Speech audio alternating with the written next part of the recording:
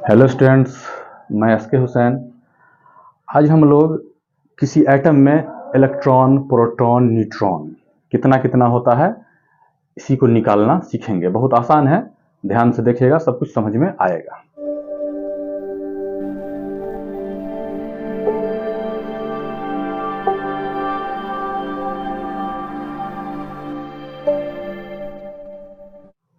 तो number of electron, proton and neutron in any atom, किसी atom में सीखेंगे। ठीक है, तो एटम का कुछ इंट्रोडक्शन हम पहले देख लेते हैं, उसके बाद उसमें इलेक्ट्रॉन, प्रोटॉन, न्यूट्रॉन निकालना सीखेंगे। वैसे एटम का डिटेल हम एटॉमिक स्ट्रक्चर में पढ़ेंगे। मैंने पीछे बताया था, ये मेरा तीसरा वीडियो है और इसके पहले 2 वीडियो हुआ था। पहला था इलेक्ट्रॉनिक कॉन्फ़िगरेशन, दूसरा केमिकल फार्मूला बनाना था। ठीक है, तो इसको हम देखते हैं। सबसे पहले हम लिख लेते हैं एटम। देखिए, इसको गौर से देखिए, एटम। अब इसका मतलब हम पहले समझेंगे। हाँ, तो चलिए सबसे पहले अब हम जानते हैं एटम के बारे में, कुछ इंट्रोडक्शन जान लेते हैं। तो इसको गौर से देखिए। देखिए, एटम स्पेलिंग हमने लिखा है ATOM, एटम। देखिए, ए मतलब होता है नॉट, और TOM टॉम, टॉम का मतलब होता है ब्रेक। इसका मतलब है कि जो सबसे छोटी चीज होती है जो अब नहीं टूट सके, इसलिए उसका नाम कनाद ने एटम रख दिया था कि अब नहीं टूटने वाला। इसका नाम रखा था कनाद ने। ये ऋषि थे, उन्होंने इसका नाम रख दिया था एटम। इसका मतलब है कि ये जो बाद में पता चला कि एटम तो टूटता है, तो जो टूटता है तो अब तो इसका नाम एटम हट जाना चाहिए, लेकिन आज भी इसका नाम एटम है। जो पहले से चला रहा है, जो फेमस हो गया है, वही चल रहा है, इसका नाम एटम। ऐसा क्यों है? इसमें कोई दिक्कत नहीं है। आपने देखा होगा कि पहले हम लोग जाते थे कोई सामान खरीद के लाने के लिए, किसी दुकान से या मार्केट से जाते थे, तो घर पे कहा जाता था कि खरीद करके लाना है डालडा, डालडा की जरूरत है। तो हम भी लोग जा करके कहते थे दुकानदार को कि डालडा दीजिए, और उठा के देता था 2 खजूर, 2 परी, और कौन कौन छाप सब आता है वही दे देता था। हम भी उसको लेकर के चले आते थे। हमने बोला डालडा, और उसने दे दिया 2 खजूर, डबल परी, डबल हाथी, और उसको लेकर के आए, घर में दे दिए। घर में भी कहा हाँ ठीक है। हमने कहा कुछ दिया, कुछ कहा ठीक है। देखिए, अपने टाइम में डालडा कंपनी का नाम है, उसके अंदर जो सामान हो तो वेजिटेबल घी है। अपने टाइम में डालडा कंपनी इतनी फेमस हुई कि अंदर के सारे सामान को लोगों ने डालडा समझना शुरू कर लिया, और जो सिस्टम चला आ रहा था, चला आ रहा है, वही चलता रहा बहुत दिनों तक। तो इसी तरह हमने देखा कि कनाद ने तो कह दिया कि एटम जो सबसे छोटा है, अब वह टूटने वाली चीज नहीं है, उसको हम कहेंगे कि ये एटम है, नॉट टू ब्रेक, नहीं टूटने वाला को कनाद ने एटम किया। कहा इसलिए कि बहुत छोटा है, उस टाइम तक एटम नहीं टूट रहा था। लेकिन जब एटम टूटने लगा तो उसका नाम तो बदल देना चाहिए, TOM सिर्फ होना चाहिए, टॉम, टूटने वाली चीज, या उसके अंदर जो सबसे अब छोटी चीज है उसका नाम रख देना चाहिए था एटम। लेकिन जब से ये फेमस है, जिस तरह से चल रहा है उसी तरह चलता हुआ आज भी आ रहा है। तो चलिए अब हम देखते हैं कि एटम को अगर तोड़ेंगे तो उसके अंदर से क्या क्या चीज सब निकलेगी, और वह सबसे छोटा होना चाहिए, उसका नाम एटम होना चाहिए। लेकिन नहीं, उसका नाम अभी भी एटम नहीं है, एटम अभी भी इसी को हम कहते हैं। तो हम तोड़ के देखते हैं कि उसके अंदर से क्या चीज सब निकलता है। तो चलिए उसको हम देखते हैं क्या होता है। गौर से देखिएगा, ये है एटम, ठीक है, तो ये एटम है, इसके बीच में होता है न्यूक्लियस, सही बात है, और इसमें होता है प्रोटॉन और न्यूट्रॉन, और इलेक्ट्रॉन अपने अपने ऑर्बिट पे चक्कर लगाता रहता है। ये हमने बताया था फर्स्ट वीडियो में ही। ठीक है, तो अब हम इसमें देखते हैं, इलेक्ट्रॉन पे चार्ज होता है माइनस, प्रोटॉन पे चार्ज होता है प्लस, न्यूट्रॉन होता है न्यूट्रल, जीरो चार्ज, न्यूट्रल पे कोई चार्ज नहीं होता है। ठीक है, अब हम देखते हैं कि इलेक्ट्रॉन और प्रोटॉन का चार्ज कितना कितना होता है। न्यूट्रॉन तो न्यूट्रल है, उस पर तो कोई चार्ज होता ही नहीं है, जीरो। लेकिन प्रोटॉन पे पॉजिटिव और इलेक्ट्रॉन पे निगेटिव चार्ज होता है, लेकिन चार्ज बराबर ही होता है, चार्ज का वैल्यू सेम ही होता है। कितना होता है? 1.6 इंटू 10⁻⁻19 कूलम्ब। चार्ज का यूनिट हम लिखेंगे कूलम्ब। अब जिसकी जो यूनिट होगी उसी के साथ लिखेंगे, तो इसको हम यूनिट में विशेष रूप से पढ़ेंगे, यूनिट के बारे में। ठीक है, इसका भी चार्ज वही होगा, सिर्फ पॉजिटिव में होगा, इसका चार्ज वही होगा, सिर्फ निगेटिव में होगा। 1.6 इंटू 10⁻⁻19 कूलम। इस तरह से हम देखते हैं कि एटम के अंदर में जो हमें तीन चीज अभी तक लिखा है, इलेक्ट्रॉन, प्रोटॉन, न्यूट्रॉन, इतना ही नहीं, एटम के अंदर में टोटल 36 पार्टिकल्स मिलता है, electron, proton, neutron, meson, boson, positron, neutrino, anti neutrino, etc। Total 36 particles मिलता है, लेकिन हम लोग इलेक्ट्रॉन, प्रोटॉन, न्यूट्रॉन ये सब में पाया जाता है, सिर्फ हाइड्रोजन, न्यूट्रॉन को छोड़ करके। इसलिए इस सब पार्टिकल को हम बोलते हैं एलिमेंट्री पार्टिकल्स, जो कि एटम के अंदर पाया जाता है। तो इलेक्ट्रॉन, प्रोटॉन, न्यूट्रॉन ये सब क्या कहलाता है? Elementary particles. एलिमेंट्री पार्टिकल्स इसको कहते हैं, ठीक है। तो चलिए इसके आगे अब हम देखते हैं कि ये जो न्यूक्लियस है, इस न्यूक्लियस का खोज किया था रदरफोर्ड ने। इस न्यूक्लियस का खोज किया था रदरफोर्ड। किस तरह से करके खोज किया था, ये भी हमको एटॉमिक स्ट्रक्चर में जानना है। और ये तो मालूम है कि ये सब जिस पे इलेक्ट्रॉन चक्कर लगा रहा है, इसको हम कहेंगे ऑर्बिट। इसी को हम ऑर्बिट के बारे में एटॉमिक स्ट्रक्चर में तो जानेंगे, लेकिन इसके फर्स्ट वीडियो में हमने इसके बारे में कुछ बतला दिया था। तो चलिए अब एक चीज गौर से देखिए, अब यहां पर से समझने वाली बात है, उसको गौर से देखिएगा। हाँ तो चलिए अब समझिए, अब इसको गौर से देखिए, यहाँ पे कुछ कंसेप्ट वाली बात है, उसको गौर से देखना है। देखिए एटम के अंदर में तो न्यूक्लियस है, और न्यूक्लियस में प्रोटॉन और न्यूट्रॉन है, और इलेक्ट्रॉन इसके बाहर में चक्कर लगा रहा है।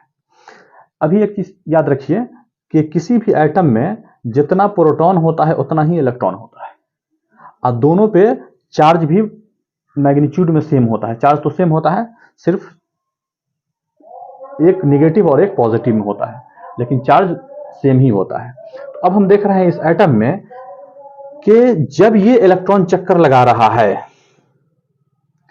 इस न्यूक्लियस का चक्कर लगा रहा है, और उस न्यूक्लियस में प्रोटॉन और न्यूट्रॉन है। देखिए हो क्या रहा है इसके अंदर में, खास बात है। देखिए हो क्या रहा है, इलेक्ट्रॉन पे नेगेटिव चार्ज, प्रोटॉन पे पॉजिटिव चार्ज न्यूक्लियस में, न्यूट्रॉन का वैल्यू हटाइए, वो भी कुछ नहीं कर रहा है तो दोनों एटम के अंदर एक ऑर्बिट पे चक्कर लगा रहा है, प्रोटॉन के ही सट के चारों तरफ। न्यूट्रॉन चलिए उसका कोई मतलब अभी नहीं है, सेम चार्ज है इलेक्ट्रॉन पे, प्रोटॉन पे। देखिए अब हो क्या रहा है कि इलेक्ट्रॉन निगेटिव है, प्रोटॉन पॉजिटिव है। इलेक्ट्रॉन चाहेगा कि हम प्रोटॉन को अपनी तरफ खींच लें, कहे कि निगेटिव और पॉजिटिव में अट्रैक्शन होता है। अपोजिट चार्ज में हमने जाना है, पहले से पढ़े हुए हैं कि अट्रैक्शन होता है, और सेम चार्ज में रिपल्सन होता है। यहाँ चार्ज अपोजिट है, माइनस है और प्लस है, तो यहाँ इलेक्ट्रॉन और प्रोटॉन के बीच में रिपल्सन नहीं होकर के अट्रैक्शन होगा, और उस अट्रैक्शन की वजह से इलेक्ट्रॉन चाहेगा कि हम प्रोटॉन को अपने तरफ खींच लें, अब प्रोटॉन चाहेगा कि हम इलेक्ट्रॉन को ही अपने तरफ खींच लें। लेकिन देखिए दोनों है बराबर ताकत का। जब दो बराबर ताकत का आदमी लड़ेगा, देखते नहीं है रस्सी में बैलेंस बनता है, अगर उधर से भी उतना ही आदमी बराबर ताकत का, इतना फोर्स इधर से भी लग रहा है, तो रस्सी के कसा के खेल में देखिएगा कि कोई भी किसी को नहीं खींच पाता है, क्योंकि दोनों तरफ से फोर्स बराबर है। उसी में एक तरफ का रस्सी छोड़ दीजिए, उस साइड का इस साइड का, तो अगला साइड का देखिएगा गिर जाएगा, ठीक है। तो यहां हमने देखा कि इसी तरह से इलेक्ट्रॉन चाह रहा है कि प्रोटॉन को खींच लें, प्रोटॉन चाह रहा है कि हम इलेक्ट्रॉन को खींच लें, इलेक्ट्रॉन चाह रहा है प्रोटॉन को बाहर खींच लें, और प्रोटॉन चाह रहा है कि हम इलेक्ट्रॉन को अंदर खींच लें, लेकिन चार्ज सेम है, बराबर मैग्नीट्यूड का है, कोई किसी को खींच नहीं पाएगा। तो हमने देखा एक बात, आप सोचिएगा कि किसी को पाने की कोई कोशिश करता है, तो अगर उसको पा लिया तो ठीक है, तो अच्छी बात, हमेशा के लिए पा लेता है। और अगर उसको नहीं पा सकता है, तो जब तक उसको पाने की कोशिश करता है, तो देखिएगा उसके घर का वो हमेशा चक्कर लगाता रहेगा। तब तक चक्कर लगाएगा जब तक कि उसको वो पा नहीं सके, या जब तक उससे वो नाउम्मीद ना हो जाए, तब तक चक्कर लगाएगा। इसमें कोई सफल हो जाता है, कोई नहीं भी होता है। तो उसी तरह से हम देखते हैं कि चक्कर लगाता है किसी को कोई पाने के लिए। यहां देख रहे हैं कि इलेक्ट्रॉन प्रोटॉन को पाने की, प्रोटॉन इलेक्ट्रॉन को पाने की कोशिश किया, लेकिन दोनों था बराबर पावर का, तो किसी को कोई नहीं पा सक रहा है। तो क्या करेगा, इलेक्ट्रॉन प्रोटॉन का चक्कर ही लगाना शुरू कर देगा। ये तो अंदर में ही कैसे चक्कर लगाएगा, लेकिन ऑर्बिट पे तो इलेक्ट्रॉन है, अब जो घर के अंदर में है वो घर से बाहर कैसे निकलेगा, लेकिन जो बाहर से जाके उसके घर के चारों तरफ चक्कर लगा रहा है वो तो उसको देखेगा, लेकिन घर में जो है वो निकले उसका चक्कर, उसका तो घर कहीं है। लेकिन जो न्यूक्लियस में है जिसका चक्कर बाहर वाला इलेक्ट्रॉन लगाएगा, जो बाहरी आदमी चक्कर लगाएगा तो अंदर वाला तो घर में ही रहेगा, लेकिन बाहर से आकर उसके घर का चक्कर लगा रहा है। यहाँ उसी तरह से प्रोटॉन तो न्यूक्लियस में है, वो तो अंदर ही रहेगा, इलेक्ट्रॉन ही रास्ता पे चल रहा है ऑर्बिट पे, तो इलेक्ट्रॉन ही लगा उस प्रोटॉन का चक्कर लगाने के लिए, और तब तक चक्कर लगाता रहेगा कि जब तक हासिल हो जाए, लेकिन हासिल ना होगा अब हमेशा चक्कर लगाता ही रहेगा। इसलिए इलेक्ट्रॉन एटम में हमेशा चक्कर लगाता रहता है, न्यूट्रॉन चुपचाप देखता रहता है क्या हो रहा है, अब प्रोटॉन खींचने की कोशिश करता रहता है, लेकिन कोई किसी को खींच नहीं सकता है, न्यूट्रॉन देखता रहता है, इलेक्ट्रॉन उस प्रोटॉन का चारों तरफ चक्कर हमेशा लगाता रहता है। इसलिए कहते हैं कि एटम में इलेक्ट्रॉन हमेशा चक्कर लगा रहा है, न्यूक्लियस में न्यूट्रॉन देख रहा है, प्रोटॉन थोड़ी कोशिश कर रहा है खींचने की, चुपचाप बैठा हुआ है, यही इसमें है। अब बात यह है कि क्यों नहीं खींच पा सकता है, तो खींचता तो इसलिए नहीं कि दोनों का चार्ज बराबर है, दोनों को बराबर ताकत है, कोई किसी को क्यों खींच पाएगा, इसलिए खींच नहीं पाता है, ठीक है। लेकिन देखिए इसमें एक बात और ध्यान रखना है, तो देखिए ये घूमते हुए सर्कुलर पाथ पे कोई ऑब्जेक्ट अगर घूमता है, रोड जो बनाई जाती है जहां पे रोड कर्व रहता है, तो कर्व के पास रोड को एक साइड से झुका दिया जाता है कि कोई गाड़ी आए तो एक तरफ झुक करके निकले, तो झुकने से उसको वहां से एक सेंट्रीपिटल फोर्स मिलता है, जो फोर्स अंदर की तरफ लगता है उसको सेंट्रीपिटल फोर्स, जो बाहर की तरफ लगता है उसको सेंट्रीफ्यूगल फोर्स कहते हैं। वो उसको सर्कुलर पाथ पे बैलेंस बनाने के लिए उस दोनों फोर्स का यूज होता है, ये सब फिजिक्स में हम जानेंगे। तो हम जान रहे हैं यहां कि इलेक्ट्रॉन भी सर्कुलर पाथ पे घूम रहा है और घूमता ही रहेगा, कोई किसी को हासिल नहीं कर पाया, तो इस इलेक्ट्रॉन में भी कोई फोर्स लगता होगा, तो यहां पे भी काम करता है सेंट्रीपिटल फोर्स और सेंट्रीफ्यूगल फोर्स। तो ये सब सेंट्रीपिटल और सेंट्रीफ्यूगल फोर्स के बारे में हम जानेंगे फिजिक्स में। एक बात और देखिए, हमने एक बात और पढ़ा होगा फिजिक्स के करंट में ही पढ़ेंगे या पढ़ा होगा कि इलेक्ट्रॉन के लगातार फ्लो से इलेक्ट्रिक करंट बनता है, तो यहां भी तो इलेक्ट्रॉन फ्लो हो रहा है। तो एटम चार्ज होना चाहिए हमेशा, लेकिन हमने पढ़ा है कि एटम न्यूट्रल होता है, और इसलिए न्यूट्रल होता है कि हमेशा प्लस और माइनस का चार्ज बराबर होता है। चलिए अब इसमें हम एक चीज और आगे का अब सीखते हैं। इसमें अब क्या सीखना है, देखिए अब हम एक चीज देखते हैं क्या कि स्क्रीनिंग इफेक्ट क्या होता है, शील्डिंग इफेक्ट।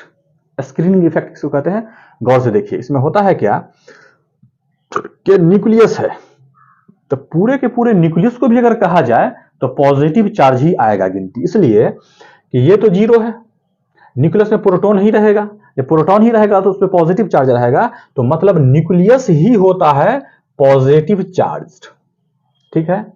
और इलेक्ट्रॉन तो निगेटिव चार्ज होता ही है, ठीक है, इलेक्ट्रॉन निगेटिव चार्ज होता है।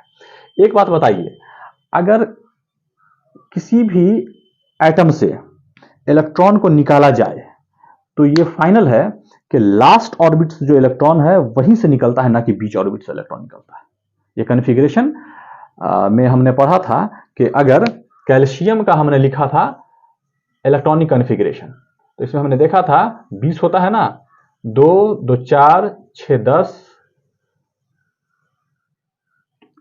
2 12 6 18 और 2 20 हो गया ना, 2 2 4 6 10 2 12 6 18 2 20। देखिए इसमें 2 प्लस है ना, तो लास्ट से 2 इलेक्ट्रॉन हटेगा, सबसे लास्ट ऑर्बिट से इलेक्ट्रॉन हटता है, ना कि बीच से हटता है। तो इसमें क्या देखना है, इसमें उसी तरह से हमको ध्यान देना है कि यहां जो पॉजिटिव चार्ज न्यूक्लियस है वो इलेक्ट्रॉन को जब चाहेगा अपने तरफ खींच लेना, तो कोशिश तो कर रहा है दोनों खींचने का, लेकिन इसमें हम देखते हैं क्या कि जो सबसे इलेक्ट्रॉन बाहर में होगा, जो बाहरी ऑर्बिट में होगा, उस इलेक्ट्रॉन को खींचने की कोशिश करेगा, खींचेगा, लेकिन निकलेगा जब तो वही इलेक्ट्रॉन वहां से निकलना अगर होगा तो वहीं से इलेक्ट्रॉन निकलेगा। इसमें हम देख रहे हैं कि इस एटम के अंदर इस न्यूक्लियस में न्यूक्लियस पॉजिटिवली चार्ज्ड है और इलेक्ट्रॉन जो इसका चक्कर लगा रहा है, तो ये जरूरी तो नहीं है कि इलेक्ट्रॉन इसमें एक ही होगा। अगर हाइड्रोजन होगा तब ना उसमें इलेक्ट्रॉन एक ही होगा, लेकिन अगर जैसे कैल्शियम है या कोई और ज्यादा एटॉमिक नंबर वाला एलिमेंट है, तो उसमें हम देखते हैं क्या कि इलेक्ट्रॉन भी ज्यादा होगा। तो जब ज्यादा होगा तो ये जो इलेक्ट्रॉन सब चक्कर लगा रहा है, तो जब इस बीच में भी बहुत सारा इलेक्ट्रॉन सब होगा, तो ये कोशिश कर रहा है उस इलेक्ट्रॉन को खींचने का जो सबसे बाहरी ऑर्बिट में है। अब बीच में बहुत सारा इलेक्ट्रॉन है, तो बीच में आकर रुकावट कर दिया। हम चाह रहे हैं किसी अगले आदमी को अपनी तरफ खींचें, अब वो भी हमको खींच रहा है, लेकिन बीच में इतना लोग भीड़ खड़ा हो गया कि उसको हम खींच नहीं पा रहे हैं। तो बीच वाला एक स्क्रीन का काम कर दिया, इसलिए इसको कहा जाता है स्क्रीनिंग इफेक्ट, शील्डिंग इफेक्ट। तो इसी तरह से हम यहां समझेंगे कि एटम में न्यूक्लियस है, ये न्यूक्लियस बाहरी ऑर्बिट के इलेक्ट्रॉन को खींचना चाहेगा, और इलेक्ट्रॉन तो भी तो प्रोटॉन को खींचना चाह ही रहा है, लेकिन बीच में क्योंकि एलिमेंट अगर आगे एटॉमिक नंबर का है तो बीच में बहुत ज्यादा इलेक्ट्रॉन भी है, होगा, हो ही सकता है ही। तो जब न्यूक्लियस उस इलेक्ट्रॉन को खींचेगा तो बीच में बहुत सारा इलेक्ट्रॉन रुकावट करेगा, स्क्रीन का काम करेगा, इसलिए इसको शील्डिंग या स्क्रीनिंग इफेक्ट भी हम कहते हैं। यही है स्क्रीनिंग इफेक्ट।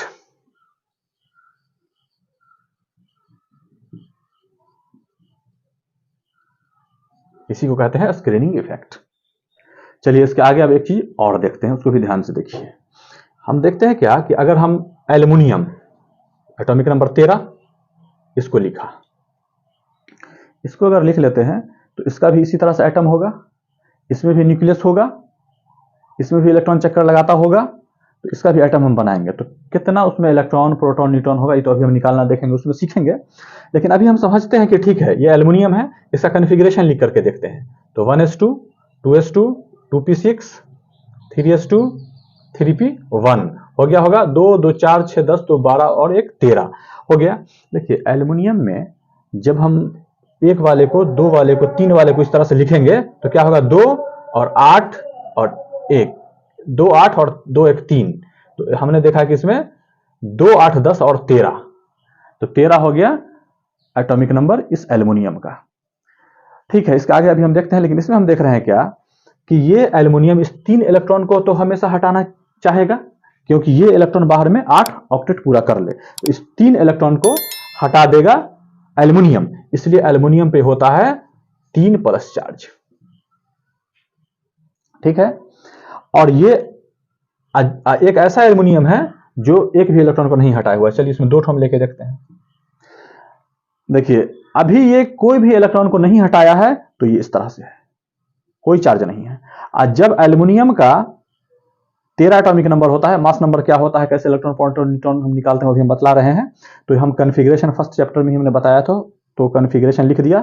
इसको इस तरह से जब लिखा है 2 8 10 और 3 13, तो ये 8 पूरा करने के लिए 3 इलेक्ट्रॉन को ये हटा देगा। जब ये 3 इलेक्ट्रॉन को हटाता है तो उस पर 3 प्लस चार्ज आ गया है। तो ये एल्युमिनियम ऐसा है कि अभी तक कोई भी इलेक्ट्रॉन को नहीं हटाया हुआ है, तब तक बिना चार्ज का है, और जब 3 इलेक्ट्रॉन को हटा दिया है तो एल्युमिनियम पे 3 पॉजिटिव चार्ज आ गया है। कि हटाने से प्लस आता है जो मेटल होता है, और लाने से नेगेटिव होता है जो नॉन मेटल होता है। सब हमने कॉन्फ़िगरेशन में ही बता दिया था। ठीक है, अब एक बात सुनिए, अब ध्यान से देखिए। अगर ये एल्युमिनियम का एटम है, मान लेते हैं ये एटम किसका है, तो एल्युमिनियम Al, गौर से देखिएगा एल्युमिनियम का ये एटम है। तो एल्युमिनियम के एटम में भी प्रोटॉन न्यूट्रॉन बीच में होगा, इलेक्ट्रॉन इसी तरह से चारों तरफ चक्कर लगाता रहेगा। लेकिन देखिए हमेशा प्रोटॉन और इलेक्ट्रॉन, अब कितना होता है अभी हम निकालना बतलाएंगे, लेकिन हमेशा प्रोटॉन और न्यूट्रॉन बराबर होता है। अगर ये एल्युमिनियम का एटम है तो इसमें भी प्रोटॉन और इलेक्ट्रॉन हमेशा बराबर होता है। किसी भी एटम में इलेक्ट्रॉन और प्रोटॉन हमेशा बराबर होता है, न्यूट्रॉन अलग होता है। तो हम इसमें देख रहे हैं कि इलेक्ट्रॉन और प्रोटॉन इसमें भी बराबर होगा, किसमें, एल्युमिनियम के एटम में। ठीक है, एकदम बराबर है, बिल्कुल बराबर है। ठीक है, अभी तक देखिए जब तक इलेक्ट्रॉन को नहीं हटाया था ये एल्युमिनियम, तब तक इसमें क्या हो रहा था कि प्रोटॉन और इलेक्ट्रॉन बराबर था, दोनों बराबर ताकत लगा रहा था, कोई किसी को खींच नहीं पा रहा था, इसलिए चक्कर लगा रहा था। एटम की तो यही बनावट थी। लेकिन अब हमने देखा कि जब यही एल्युमिनियम 3 इलेक्ट्रॉन को बाहर से हटा दिया है और उस पर 3 प्लस चार्ज आ गया है, तो इसका मतलब है कि बाहर में जितना भी इलेक्ट्रॉन था उसमें से 3 इलेक्ट्रॉन हट गया, 3 इलेक्ट्रॉन माइनस हो गया, बाहर में से 3 इलेक्ट्रॉन हट गया है, और प्रोटॉन तो उतना ही है। तो अब देखिए अब तो ताकत कम बेस हो गई, बाहर में जितना इलेक्ट्रॉन था उसमें से 3 घट गया, प्रोटॉन न्यूक्लियस में जितना था उतना ही है। तो पहले दोनों बराबर बराबर था तो ताकत बराबर थी, कोई किसी को खींच नहीं रहा था, तो घूम रहा था, चक्कर लगा रहा था। लेकिन अब देख रहे हैं कि प्रोटॉन तो उतना ही है, उसकी ताकत उतनी ही बनी हुई है, लेकिन इलेक्ट्रॉन जो बाहर में जितना था बराबर ताकत के साथ उसमें से 3 घट गया। अब इलेक्ट्रॉन की ताकत कम गई और प्रोटॉन की ताकत उतना ही है, मतलब प्रोटॉन की ताकत बढ़ गई और इलेक्ट्रॉन की ताकत घट गई। तो अब क्या होगा कि अब खींचने की जो कोशिश करेगा तो इलेक्ट्रॉन तो अब कमजोर हो गया। अब जो इलेक्ट्रॉन चाह रहा था कि हम प्रोटॉन को बाहर खींच लें, वो चाहना भी बंद कर देगा, और उसको चाहना बंद कर ही देना चाहिए, क्योंकि उसके अब बस का नहीं रहा। लेकिन प्रोटॉन की अब ताकत बढ़ गई, तो वह इलेक्ट्रॉन को क्या करेगा कि अपने तरफ खींच अब लेगा। तो साथ क्या करेगा, इलेक्ट्रॉन जिस रास्ता पे, जिस ऑर्बिट पे बैठा हुआ है, कुर्सी लगा करके घूम रहा है, उसके साथ ही उसको पूरा अंदर की तरफ खींच लेगा। तो खींच लेगा तो पूरा अंदर तक नहीं खींचेगा, लेकिन बहुत हद तक खींचेगा, बहुत हद तक उसमें फोर्स लगेगा। मतलब ये लास्ट में होगा कि एटम सिकुड़ जाएगा। पहले एटम जो साइज था उतना नहीं रहा, ये एटम अंदर की तरफ सिकुड़ जाएगा। एटम अंदर की तरफ जैसे सिकुड़ेगा कि एटम का साइज जो पहले था, अब एटम का साइज छोटा हो जाएगा। तो अब एक बात बतलाइए, अब पूछेगा एग्जाम में, कंपटीशन में बच्चे को घुमाने के लिए इसी तरह से करता है। कहेगा क्या कि एल्युमिनियम है, और एक दे देगा कि एल्युमिनियम 3+ के साथ है। तो कहेगा कि बतलाइए इसमें एटॉमिक रेडियस किसका बड़ा है। देखिए, मान लेते हैं अगर एल्युमिनियम पहले इतना बड़ा था, मान लीजिए इतना ही बड़ा रहा होगा उसका एटम, तो अब तो इससे बहरहाल ये छोटा हो गया। काहे कि उसमें से 3 इलेक्ट्रॉन हटा, तो इलेक्ट्रॉन की ताकत कमी, तो प्रोटॉन ने उसको अपने तरफ अंदर खींच लिया है, ये सिकुड़ चुका है, इसलिए इसका साइज अगर ये था तो इसका साइज अब कम गया। तो इसका मतलब है कि रेडियस किसको कहते हैं, न्यूक्लियस से लेकर के सरकमफेरेंस तक की दूरी को, मतलब न्यूक्लियस से लेकर के सरकमफेरेंस तक की दूरी को, इसका मतलब न्यूक्लियस से लेकर के बाहरी ऑर्बिट तक की दूरी को। तो इसका मतलब है कि रेडियस इसमें का छोटा हो गया, इसका रेडियस बड़ा है। तो पूछेगा एटॉमिक रेडियस किसका बड़ा है, Al में और Al3+ में, तो इसका रेडियस बड़ा है। ये हो गया ऑब्जेक्टिव में बनाने के लिए, कंपटीशन में इस तरह से घुमा करके देगा, बनने में दिक्कत नहीं होनी चाहिए।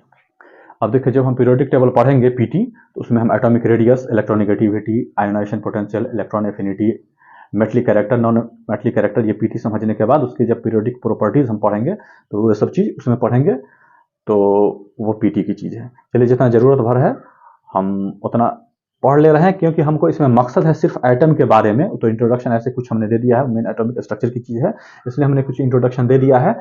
हमको मेन मकसद है इसमें इलेक्ट्रॉन, प्रोटॉन और न्यूट्रॉन किसी एटम में कितना होता है उसको निकालना है। तो चलिए, हमको तो निकालना वही है, तो अब वही हम देखते हैं कि कैसे हम निकालेंगे इलेक्ट्रॉन, प्रोटॉन, न्यूट्रॉन किसी एटम में। तो उसको जानने के लिए सबसे पहले कोई भी एलिमेंट का हम नाम लिखते हैं।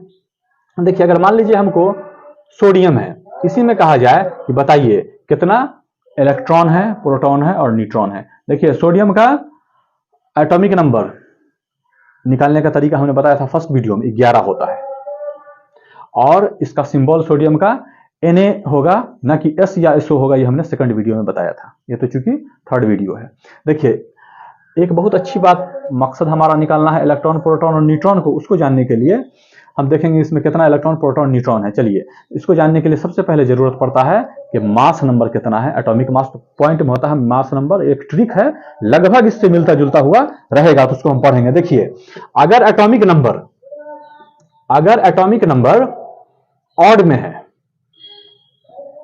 तो एटॉमिक नंबर को आप दुगुना कर दीजिए। देखिए, एटॉमिक नंबर को लिखा जाता है Z, अब मास नंबर को लिखा जाता है A। हो गया। तो देखिए, जब भी एटॉमिक नंबर ऑड रहे तो क्या करना है कि इस Z को, मतलब एटॉमिक नंबर को दोगुना कर दीजिए और उसमें 1 जोड़ दीजिए, ये आपका आ जाएगा मास नंबर। देखिए, ये सब ट्रिक है, याद रखने का बहुत अच्छा ट्रिक है। अगर यही इवन रहेगा तो सिर्फ इसको दुगना कर दीजिए, आ जाएगा आपका मास नंबर। ये सब बहुत अच्छा ट्रिक है याद रखने का। आप एटॉमिक नंबर को शॉर्ट में लिखते हैं Z, मास नंबर को शॉर्ट में लिखते हैं A। एटॉमिक नंबर हमेशा इस साइड में नीचे ही लिखा जाता है, मास नंबर हमेशा इस साइड में ऊपर ही लिखा जाता है। तो आप देख लीजिए, इसका मतलब ये है कि अगर सोडियम है एटॉमिक नंबर 11, तो इसका मास नंबर होगा 11 दूना 22 1 23। और अगर कैल्शियम है, इसका 20 है, तो 20 दूना सिर्फ 40। इस तरह से करके ये हो गया Z और ये हो गया A, ये हो गया Z, ये हो गया A। तो देखिए, अब इलेक्ट्रॉन, प्रोटॉन और न्यूट्रॉन निकालना बहुत ही आसान बात है। हम देखते हैं कि पूछा जाएगा कि इसमें इलेक्ट्रॉन कितना है, तो जितना एटॉमिक नंबर होता है उतना ही इलेक्ट्रॉन होता है। तो इलेक्ट्रॉन 11, और जितना इलेक्ट्रॉन होता है उतना ही प्रोटॉन होता है, तो प्रोटॉन भी 11। और न्यूट्रॉन के लिए सिर्फ हम क्या करते हैं, एक चीज याद रखिए, न्यूट्रॉन के लिए मास नंबर में से इस एटॉमिक नंबर को घटा देते हैं, हमको न्यूट्रॉन आ जाता है कितना नंबर ऑफ न्यूट्रॉन है, तो 23 में से 11 गया तो 12। देखिए इस तरह से करके हम निकाल लेंगे। इसको अगर लिखना चाहिएगा तो ऐसे लिख सकते हैं कि जितना एटॉमिक नंबर उतना ही प्रोटॉन उतना ही इलेक्ट्रॉन, और न्यूट्रॉन निकालने के लिए ऊपर मास नंबर में से घटा दीजिए एटॉमिक नंबर को। इस तरह से करके आप इलेक्ट्रॉन, प्रोटॉन और न्यूट्रॉन निकाल सकते हैं। इसमें भी निकालिएगा तो इलेक्ट्रॉन एटॉमिक नंबर 20 तो इलेक्ट्रॉन भी 20, प्रोटॉन इलेक्ट्रॉन 20 तो प्रोटॉन भी 20, न्यूट्रॉन ऊपर में से नीचे को घटाइए, 40 में से 20 गया तो इसमें न्यूट्रॉन भी 20 है, इसमें तीनों 20-20 है। इस तरह से करके हम किसी भी एलिमेंट का, किसी भी एटम में कितना इलेक्ट्रॉन, प्रोटॉन और न्यूट्रॉन है हम आसानी से निकाल सकते हैं। देखिए इसमें एक और देखिए कि अगर Na हमने लिख दिया सोडियम, ऊपर में एक प्लस होता है इसके, 2, 8, 10 और 1, 11, तो एक हटाएगा तो इसलिए एक प्लस आ जाता है, तो ये चला आता है आर्गन के बराबर, इस तरह से होता है। तो इस पर में एक प्लस होता ही है, एटॉमिक नंबर 11 होता है, लेकिन और ऊपर में मास नंबर कितना होता है, 23 होता है। देखिए इसका अगर कहेगा कि बताइए इसमें कितना इलेक्ट्रॉन, अब देखिए एक बात, इलेक्ट्रॉन तो सोडियम में होता है 11, क्योंकि एटॉमिक नंबर 11 होता है। एटॉमिक नंबर Z कितना है, ये तो 11 होगा ही, तो जितना एटॉमिक नंबर उतना ही इलेक्ट्रॉन, लेकिन इसने क्या किया है, देखिए एक प्लस है मतलब एक इलेक्ट्रॉन को हटा दिया था, तो इसमें इलेक्ट्रॉन 10 ना हो गया, इलेक्ट्रॉन 10 हो गया। प्रोटॉन तो उतना ही रहेगा, क्या है कि प्रोटॉन में तो कोई फर्क नहीं पड़ा है, तो प्रोटॉन 11 ही रहेगा, और न्यूट्रॉन जो है उसको घटाइए, 23 में से 11 गया तो न्यूट्रॉन 12 हुआ। इस तरह से करके आप आयनिक कोई एटम आयन के रूप में भी रहेगा तो उसका भी आप इलेक्ट्रॉन, प्रोटॉन, न्यूट्रॉन निकाल सकते हैं। इसको ऐसे भी देख सकते हैं, अगर हम इसमें जैसे Cl है, एक माइनस है तो भी दिक्कत नहीं है। एटॉमिक नंबर इसका होता है 17, 17 दूना 34 और 1 35। देखिए मास नंबर लिखने का तरीका जो भी हमने बतलाया है, 17 तो 17 दूना 34 और 1 जोड़ देना है 35, क्योंकि ऑड नंबर है, 35 हो गया। तो इसका एटॉमिक नंबर 17। इसमें इलेक्ट्रॉन कितना है, इलेक्ट्रॉन भी 17 होना चाहिए, लेकिन एक माइनस है मतलब एक इलेक्ट्रॉन को ले आया है, तो ये हो गया 18। अब प्रोटॉन से तो कोई फर्क नहीं पड़ा होगा, प्रोटॉन तो न्यूक्लियस के अंदर रहता है, तो प्रोटॉन भी 17 ही। और न्यूट्रॉन को घटाइए, 35 में से 17 गया तो 18। इस तरह से करके किसी भी आयनिक एटम का भी आप इलेक्ट्रॉन, प्रोटॉन, न्यूट्रॉन निकाल सकते हैं। न्यूट्रल एटम का भी आप इलेक्ट्रॉन, प्रोटॉन, न्यूट्रॉन निकाल सकते हैं, किसमें क्या है। चलिए एक दो चीज और देखिए, खत्म हो जाएगा। चलिए अब हम देखते हैं कि किसी एटम का, किसी एलिमेंट में हम क्या देखते हैं कि उसका मास नंबर कुछ एलिमेंट का एक ही जैसा होता है, और किसी एलिमेंट में उसका एटॉमिक नंबर भी एक से ज्यादा होता है। उसको क्या बोलते हैं, अब ऐसा क्यों होता है इसको हम देखते हैं। देखिए सबसे पहले हम देखते हैं, जिस तरह से हाइड्रोजन है, ऑक्सीजन है, यूरेनियम है, कार्बन है, ये सब में क्या होता है कि एटॉमिक नंबर एक से ज्यादा होता है एक ही एलिमेंट के अंदर में। जिस तरह से 1H1, 1H2, 1H3, देखिए मास नंबर जो है ये डिफरेंट है, मास नंबर डिफरेंट है, लेकिन एटॉमिक नंबर सबका सेम है, लेकिन एटॉमिक नंबर सेम है। तो इस तरह के घटना को क्या बोलते हैं, आइसोटोप्स। ये ऑक्सीजन में भी, कार्बन में भी, यूरेनियम में भी देखने को मिला है। मतलब जिसका मास नंबर अलग अलग हो लेकिन एटॉमिक नंबर सेम हो, उसी को हम कहेंगे आइसोटोप्स। उसी तरह से एक होता है आइसोबार्स। इसमें हमने देखा कि जिस तरह से उल्टा इसका होगा, इसमें मास नंबर ही सेम होगा लेकिन एटॉमिक नंबर ही अलग अलग होगा। जिस तरह से पोटाशियम 19, आर्गन 18, जिस तरह से आर्गन 18, पोटाशियम 19 और कैल्शियम 20। देखिए atomic number 18, atomic number 19, atomic number 20, लेकिन मास नंबर सबका 40-40 ही होता है। तो इस तरह की घटना को कहेंगे आइसोबार्स। इसी तरह इसमें होता है आइसोटोन्स, आइसो इलेक्ट्रॉनिक्स, आइसोस्टेयर्स। ये सब हम जो न्यूक्लियर केमिस्ट्री है उसमें इसके बारे में है डिटेल से पढ़ने के लिए पॉइंट, तो वहां पे इसके बारे में हम डिटेल से पढ़ेंगे। अब सिर्फ एक चीज और देख लीजिए बस ये खत्म हो जाएगा। जब ये सब आ गया है निकालने मास नंबर, तो उसके हेल्प से मॉलिक्यूलर वेट निकालना सीख लीजिए। ये टॉपिक यहीं पे खत्म हो जाता है। देखिए मॉलिक्यूलर वेट, मॉलिक्यूलर वेट किस तरह से निकालेंगे, क्योंकि ये रिलेटेड है आपके मास नंबर से, इसलिए आ गया है, इसलिए इसको यहाँ पे हम बता देते हैं। देखिए अगर कहेगा ग्लूकोज है C6H12O6, कहेगा कि इसका मॉलिक्यूलर वेट निकाल के दिखलाइए, तो बहुत आसान है। देखिए मॉलिक्यूल जो है ना, मॉलिक्यूलर मास, मॉलिक्यूलर वेट, देखिए मास और वेट में भी फर्क होता है, इसे हम फिजिक्स में जानेंगे उसमें। अभी यहाँ पे समझिए सिर्फ कि मॉलिक्यूलर वेट आपको इसलिए निकालना आ जाना चाहिए कि हम मास नंबर जब जान ही गए हैं तो हम इसका मॉलिक्यूलर वेट निकालना सीख लेते हैं। बहुत आसान है। देखिए कार्बन का मास नंबर कितना होगा, जब 6 है, कार्बन होता 6 है, तो 6 दूना 12। हाइड्रोजन का 1, तो हाइड्रोजन में ऊपर में भी 1 ही होता है। ऑक्सीजन का 8, तो 8 दूना 16। इस तरह से लिख लिया। मास नंबर चूंकि हमने वहां आपको बतलाया है कि किस तरह से मास नंबर हम एक किस तरह से निकालेंगे। ऑड में दुगुना करके एक जोड़ देंगे, इवन में सिर्फ दुगुना करके छोड़ देंगे, और कहीं कहीं पर चेंजिंग है, आपका काम चलने के लिए इतना से बहुत जरूरी है, इतना ही से आपका काम चल जाएगा। तो कार्बन में 6 था, तो क्या होगा, सिर्फ 6 दूना 12 हो जाएगा। 1 है लेकिन इसका 1 ही होता है, कुछ कुछ अलग है, आप याद रखिए। ऑक्सीजन का 8 है, तो 8 दूना 16 हो गया। देखिए 12 इंटू 6, 12 है मास नंबर, इंटू कार्बन कितना था, 6 था, तो 6 प्लस हाइड्रोजन का देखिए ऊपर में 1 है, मास नंबर इंटू कितना हाइड्रोजन था, 12, तो 12 दे दीजिए। फिर प्लस ऑक्सीजन का ऊपर में कितना था, मास नंबर 16, कितना था ऑक्सीजन, 6 था, तो 6 दे दीजिए। तो 72 प्लस 12 प्लस 96, तो कितना हो गया, टोटल हो गया 6 2 8 2 10, 1 10 और 7 17 और 1 18, 180 जो निकला, ये मॉलिक्यूलर वेट निकला ग्लूकोज या फ्रक्टोज का। इस तरह से करके मॉलिक्यूलर वेट भी हम किसी चीज का निकाल सकते हैं। ये सबको लॉन्ग में विशेष रूप से अपने अपने चैप्टर में जाना जाएगा। ये पूरे केमिस्ट्री का हम अभी बेसिक बतला रहे हैं, ताकि बेस जब मजबूत होगा तो बुक पढ़ने में बहुत आसान होगी। और इसके चलते मेरे चैनल को लाइक और सब्सक्राइब करते रहें। केमिस्ट्री गार्डन मेरे चैनल का नाम है। धन्यवाद।